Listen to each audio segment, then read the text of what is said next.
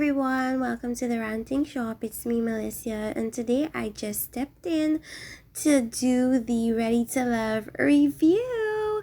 Did you guys see the most recent episode? Let's talk about it. Okay, so Corey, before we talk about Corey, Tommy announces to the women that this time around they're having a pool party, so everybody's excited, and then he drops the bomb that there's gonna be 2 extra singles joining them, and some of the women's faces were looking very worried, and the men as well. So first they introduced the woman, and if you looked at my previous video on my channel, I talked about the new singles. So the woman is called Sydney, and Sydney is an entrepreneur. She is a model, and she's beautiful. And the men, especially Phil, was really interested. There was a very huge physical response from Phil. Phil is a guy that likes attractive women, not just cute women. No, he wants attractive women. So I expected him to be very interested in Miss Sydney. If you looked at Camille's face, on the other hand, she looked worried. Why? Because she's hanging on to this one man who she barely knows, and she's expecting him to ignore all other women and only speak and interact with her on a dating show. You guys, make it make sense. Anyways, I found it funny, her reaction, but also disturbing at the same time. Because we know by now that Camille, her facial expressions have no chill, basically. So then the man comes in, and he's alright, as I told you guys before I introduced him last time. He's okay. Like, he's not my type, personally, but I guess he's okay. So then after all of that, they separate, they start talking to different people and so on. Corey, Courtney, and Moomin, that's what I want to talk about first. So Corey is sending Courtney love letters everywhere via little notes that he strategically placed in secret hiding places for Courtney. And Moomin thinks that Corey is her main guy, and she wants Corey to also think she's his main girl. So she doesn't appreciate what Corey is doing with other women, because he's giving the impression that it's only men, but he's also doing that with other women and giving them the impression that it's only them. And that's a problem. I felt like Moomin was being a little bit contradictory in the beginning of the episode, because it seems like she wanted Corey to have her full attention. She wanted Corey to only basically focus on her, but she also understands that he'll date her around, but she wanted the focus to be on her. Corey's issue is that he does not know how to date intentionally, and he also doesn't know how to date multiple people. His moves are very monotonous, and Corey dates as if he's dating one woman and hiding it from the other woman, and that's an issue. And that is why I think Moomin had a problem, because you're telling Moomin she's number one, but then you're telling Courtney she's number one. You're telling Moomin that she's the first, then you're telling Courtney she's the first. That's the issue. It's not even about dating multiple women, because the show is for you to date multiple women. The way he goes about it is very dishonest. He does not know how to date 2 women out in the open. He's accustomed to sneaking around and dating multiple women behind their backs. Why? Because they don't know what's going on behind their backs. But on this show, you can't move like that. It just doesn't work like that. Alright, so anyways, Walter and Sabrina are flirting in the pool. They're talking about flowers at the opening and so on and so on. Camille and Cornelius match. They have similar outfits. Well, the color is similar. And discuss boundaries. and she's asking him if he's going to behave. I had to go back and look at what episode we're on, because Camille is moving like this is episode 12 when it is only episode 5. You barely know this man. This man barely knows you, and you're asking him to behave himself. Now that's crazy. That is beyond crazy to me. And it's as if she's drawing this boundary where she's saying to him and to other people, don't go near him, he's mine, don't you dare. And that just speaks to her insecurities. We all see that she's very insecure, and she has a very anxious attachment style, it seems, where she's quick to want to get involved with somebody, and her reaction to the threat of them not liking her or dating other people instead of her or blowing her off is very strong. It's a very visceral response, and it's an unnecessary response. It's an exaggerated response for this type of experience. And as Kojo says, if you are not built for an experience where you're gonna see people dating other people in front of you, then don't apply. Don't apply. Sorry about that. Anyways, so then I was like, what boundaries is she talking about? You guys are not in a committed relationship. There is no boundary. He's supposed to date multiple people. I understand if he's only dating you, and if you guys decided on that rule. But I highly doubt that you guys talked about, oh, this is how you're supposed to act. Don't talk to this one. Don't look at this one. I highly doubt that is how the conversation went. So I'm just highly confused at what she's getting at. And Mr. Kojo said something that's very smart. He said that basically what Camille is doing is she is guilting him into being in a relationship with her. But the good thing about Cornelius is he's peeping it. And I just hope that he makes a move and cuts her off before it gets worse. Anyways, we're moving on. So Courtney is finding cards all around. It's special. It's the special thing that he said he'd do for her. It's not even the act of him doing that, but it's what he's saying on the cards that are not correct. You can't be two people's number ones at the same time. You can't play that type of game. So Courtney is feeling flattered. She says to Walter that that's one of her love languages, and she appreciates it. Tyrone thinks Shiloh could be his wife, puts all his eggs in one basket, in her basket. She's not at that level yet. And I mentioned that Tyrone is acting like a dummy, because if he was very strategic, that's not how he should be moving in this type of arena. I mean, it's cute outside, but it's not cute in this environment. It's actually very unwise in this type of environment. Anyways, she says to him very clearly, I'm not there yet. But he's adamant about only wanting her and only wanting or choosing her. Okay, that's fine. They introduce the singles.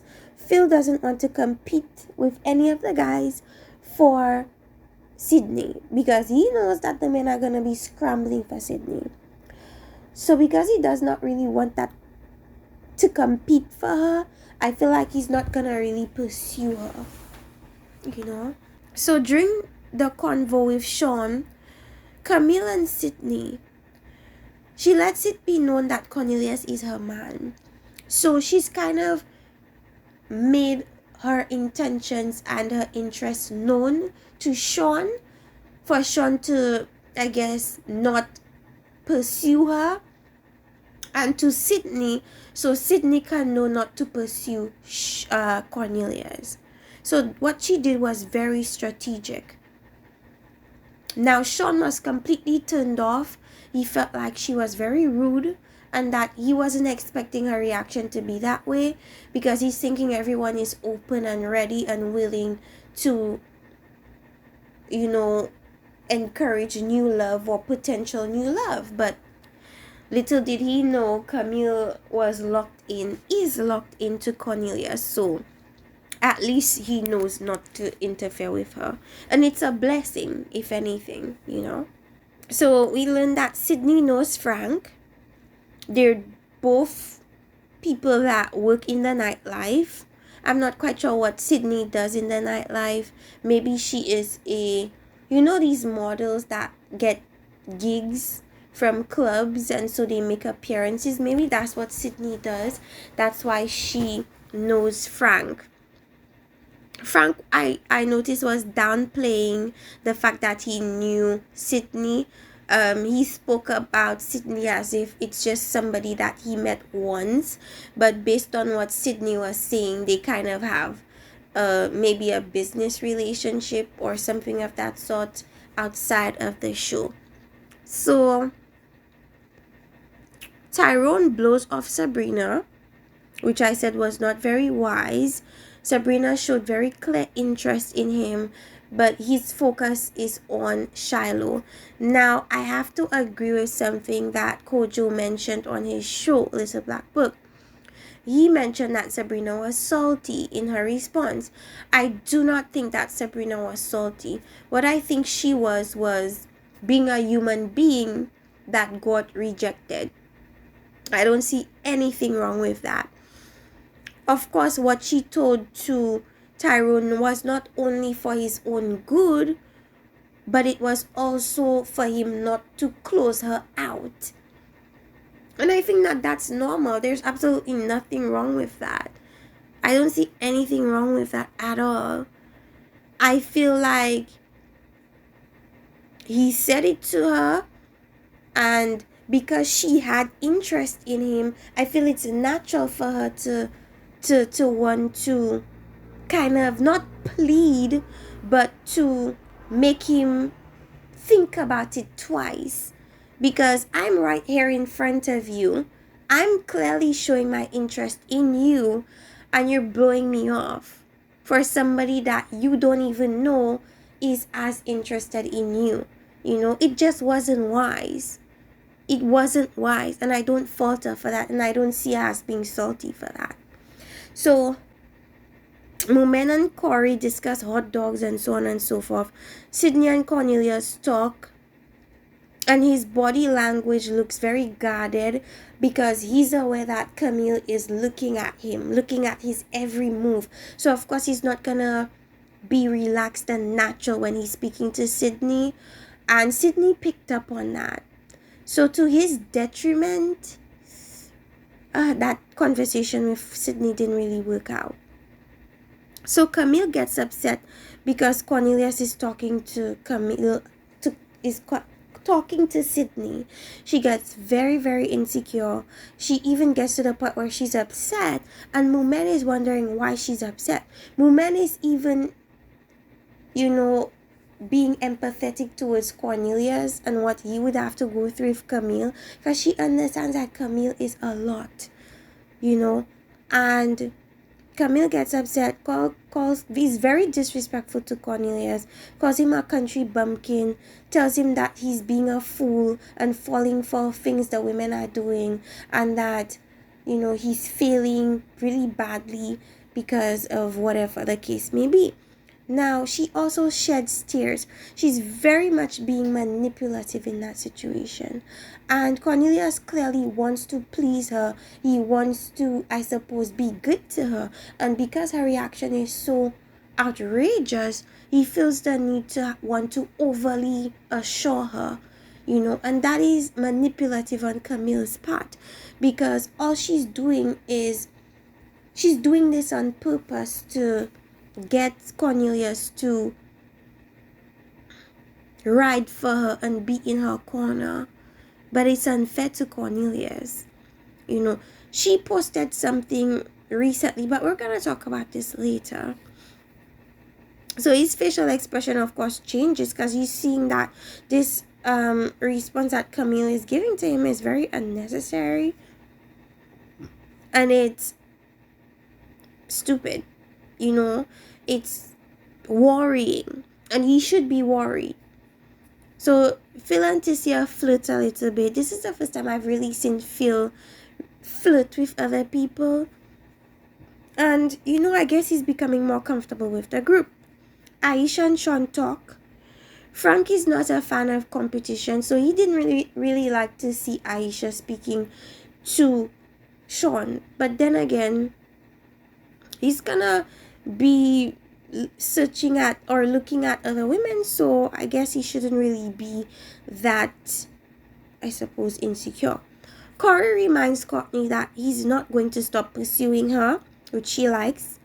Mumen is confused and confronts Corey because she was told about the notes that he sent to Courtney. Corey doesn't want to build with someone. Okay, so I'm sorry. Mumen doesn't want to build with someone that's building with somebody else to that extent. And I said, what extent is she talking about? That's confusing me too. So you want him to fool-la-la with people but take you seriously? Or do you want that same treatment? I'm also confused. Corey got caught and his response made the situation much worse. She wants him to date but wants to be the only one taken seriously. Then he flips it on her by inviting her to meet his in-laws. Because I think he felt like he was stuck and he didn't have any legitimate response. So the only thing that he could have done was, okay, I'm gonna make you see my parents. Almost like a last ditch effort to get the pressure off of him, But little did Mumen know he also told Courtney that he'd like her to see his parents too. So Mumen wants to feel special, and he makes her feel special when he's with her, but then with other women he also makes them feel special and also makes them feel like they're the one, but they're really not. Anyways, so I said, why is Camille always grouped up with Cornelius? Because they go on a group date with Sydney, Dante, Camille, and Cornelius. And I don't know if it's production, but they're always grouping Camille and Cornelius together. At this point, it's exhausting. This is like the third time they do a group date with Camille and Cornelius. I don't know why they keep doing that. Allow this man an opportunity to date another woman without Camille breathing down his back. At this point, it's annoying. Camille apologizes to Cornelius, and on social media she posted something where she was addressing that particular outburst and her apologizing to the other women that felt a little bit away about the way she was moving with her and Cornelius. So I'm gonna read what she said. She said, when you are wrong, admit it, apologize and change the behavior. She asks Cornelius and she says, Cornelius is the epitome of a southern gentleman and deserves nothing but respect, and unfortunately, I didn't show him that. I've apologized behind the camera, but since the disrespect occurred in public, he definitely deserved a public apology. For the millionth time, I apologize, Cornelius. What you didn't see was me also apologizing to the ladies that felt that I was getting in the way of them connecting with Cornelius. I was apologizing to everyone, child. Hashtag self-reflection. Hashtag changed behavior. Well, we hope the behavior was indeed changed, because if you continue to operate that way, it's not going to be good for you. Nobody would be encouraged to want to date you, because that behavior is very problematic. So it's easy to hashtag that you are you are changing your behavior, but it's another thing to actually change your behavior, So she definitely needs some therapy, 100%. So Sydney and Dante connect on a spiritual level. They're both not from DC, so they also connected on being outsiders moving into DC and so on. Tyrone locked in too early. Him and Corey were on the chopping block because the women convened. Sabrina was not feeling Tyrone because, of course, she feels as if Tyrone kind of dismissed her in a manner that was not very well done. He has a problem with communicating effectively. He's very callous. in his approach with dating. And it's the second time. With Carrie, he threw it on her and said she was aggressive, and now he's throwing it on Sabrina that he likes Shiloh. The way he goes about things is just not it, to be honest with you. And somebody was saying, oh, they want the men to be decisive, so now when Tyrone is being decisive, you guys should not be find that funny, you guys should be praising him. No, nobody should be praising him. What he did was not wise, and it should not demand praise. It should not demand admiration. Okay, Sabrina did smile, but I think the reason why Sabrina smiled while Shiloh was talking was because if that is how it happened, is because she probably knows something that Tyrone said that Shiloh doesn't know. You know, maybe he said the same thing to Sabrina. You know, we never know. So the women are not feeling Tyrone. They feel like Tyrone. Literally, the only person that is feeling anything with Tyrone is, at this point, is Shiloh. And if he only has one connection, he doesn't need to be there. Are we forgetting that this is the type of show that requires contestants to have multiple connections? If you only have one connection, this is not the place for you. Period. Yes, he was honest about Shiloh being his only connection, but he also closed himself off from the other women. And why keep you there if you're not benefiting me? You're not benefiting the women. You're only there for Shiloh. You know? So I'm happy that he got sent home, because to be honest with you, there was no point in him sticking around. So yes, he got sent home. Shiloh got very emotional talking to him and letting him know that she wasn't quite there yet with him, you know. And Shiloh was very sweet. And Tyrone wasn't upset. He accepted it and he left. Courtney had to deal with Corey, and she let him know that he's a liar and he does this copy paste thing that they do not appreciate. And the women talk when he does stuff, they all know. So I don't understand why he didn't change up the way he dated these women. I think he forgot that these women talk to each other, or maybe he simply doesn't know how to date multiple women. But it was very sad the way he moved. As I said before, he operated like he was dating one person exclusively and then dating other women in secret. And no woman would tolerate that type of thing. So Courtney was very irritated by him. And he was like, oh, I thought you'd bat for me. Why would she bat for you when Mumen is saying that? The same thing you're telling her, you're telling Mumen. Why would she bat for you? At this point, you're a fool. You know, and she feels stupid for even taking you seriously. You know, actually in this episode, this is an unpopular opinion, but I feel as if Corey just doesn't know how to date multiple people. He's just clueless in that regard. So I had a little bit of sympathy for him in this particular episode, because I feel like he doesn't really know what he's doing, you know. But I'm happy he got sent home. It was actually a double elimination. I think that initially only Corey was gonna be sent home, but because Shiloh was the only person that had a connection with Tyrone, she was the deciding factor as to whether he stayed or not. And I feel like she decided that she did not want to continue to pursue or date him. I don't think that it's because of the other women. I think that it was Shiloh's decision. That is why she said she would give him a very good explanation as to why it wouldn't work with her, so that he wouldn't question it, you know. So I'm happy that Shiloh let him down easy, and I'm happy that Corey got sent home.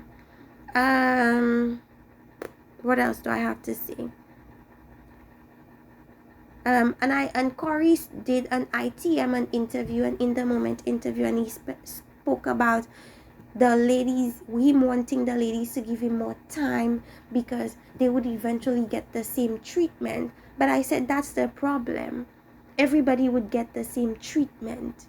Nobody wants to hear from another lady that the same sweet nothings that you said to one person is what you said to the other person. Nobody wants to hear that.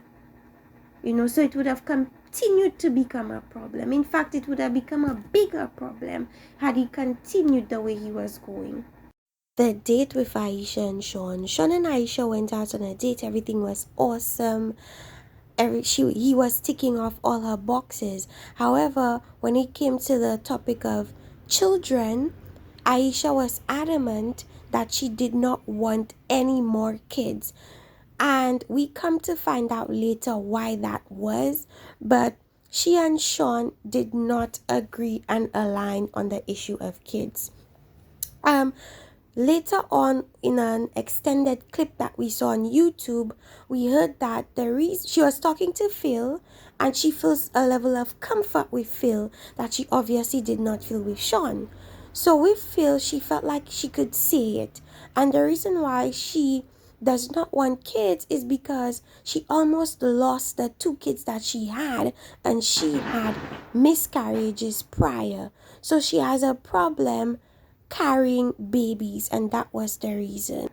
Okay, so anyways, next episode we see Moomin and Frank connect, and things are gonna start getting interesting. Anyways, you guys, let me know what you think about this episode. Like, subscribe, and stay tuned for other reviews from the ranting shop. Bye, see you next time.